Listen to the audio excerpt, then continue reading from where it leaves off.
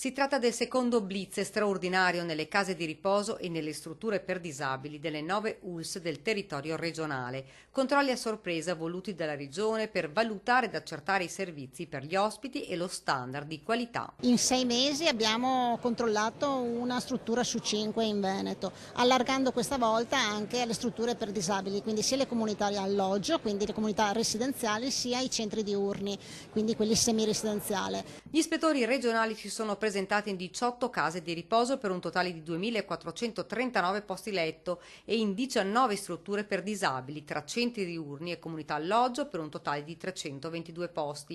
I risultati sono più che soddisfacenti. Solo in un caso, in provincia di Rovigo, la valutazione è risultata insufficiente. Soddisfatto il governatore del Veneto Luca Zaia, continueremo così perché è un'azione di controllo e di accompagnamento e anche di segnalazione alle autorità competenti di quello che troviamo. Questo è un dato molto positivo e anche confortante, vuol dire che in Veneto insomma anche tutto il sistema sociosanitario è un sistema oggi buono, un sistema che ci dà dei risultati molto positivi, vuol dire insomma che c'è attenzione, vuol dire che c'è attenzione rispetto all'ospite, rispetto ai familiari, rispetto alle esigenze dell'ospite, che sia disabile, che sia anziano, non autosufficiente, ma anche in quella che è la cura dei particolari, quindi percorsi personalizzati, momenti di socializzazione, la cura degli arredi personali, insomma, che fanno sentire l'ospite o il residente come a casa propria. Per i parametri di valutazione è stato tenuto conto dei servizi, l'accoglienza agli ospiti, la pulizia e di comfort degli ambienti, compresi gli arredi,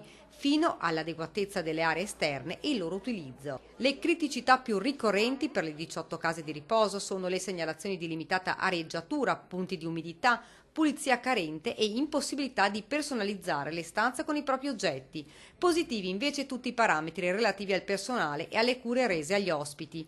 Tutte le segnalazioni di criticità sono state già comunicate alle ULSS di competenza, che avranno il compito di adottare i necessari provvedimenti e monitorare il ripristino degli standard di qualità prescritti. I controlli ovviamente continueranno a sorpresa anche nei prossimi mesi.